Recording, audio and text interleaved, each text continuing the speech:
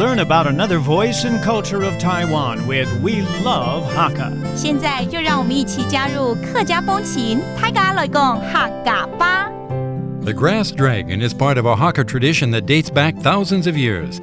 After the autumn harvest, Hakka people gather up the leftover straw. They tie these bundles up with rope, creating a dragon made out of grass. Nowadays, these grass dragon creations are considered an art form. This year is the fourth time the Yunhua Dragon Festival is being held in Sanyi. And as it is the Year of the Dragon, you can expect this year's events to be especially spectacular. Hey everyone, it's time to talk about Hakka here on ICRT. Hello， 大家好，我係阿邊個 Leo。Hello， 大家好，我係 Joseph Ling. And it's really fun and educational every time you tune in, especially when Leo is here. So, what should we talk about today? How about some festivities? 好了，我们还是看看有没有什么好玩的节庆呢？最近可以去参观的。可以去参观的，有。我们去苗栗的伞衣。伞衣 This is a township in 苗栗。其实伞衣大家听到的话就想到这个木雕啦，对不对？Wood carvings are very famous here. 但是今天跟木雕有关吗？没有，我们去伞衣運貨亮節。運貨亮節，这是什么节，对不对？对，什么节？它叫做雲火龍節。真假的？雲火龍啊？但是它并不是在云上啦。Okay. This festival has a very, very loud name. It's called the Fire Cloud Dragon Fest.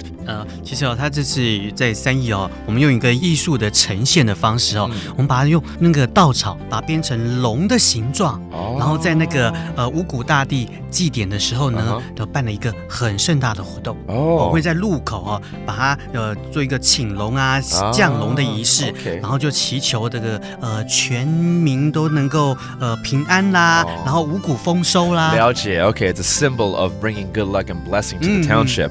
So they use a lot of straws and make a dragon, a shape of a dragon, and they place it right in front of the township. And again, bringing a lot of blessings and fortune for the town.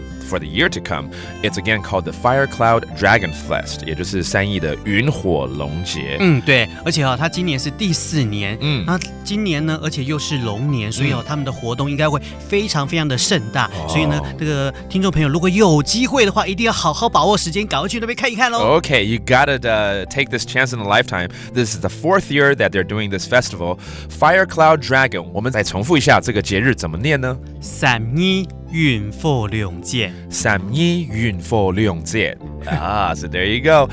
Hope you have time to visit Leo's hometown. And that does it for today's Talk About Hakka. 什么大家？俺只say 张来了。客家风情由客家委员会监制。We Love Hakka has been brought to you by the Hakka Affairs Council.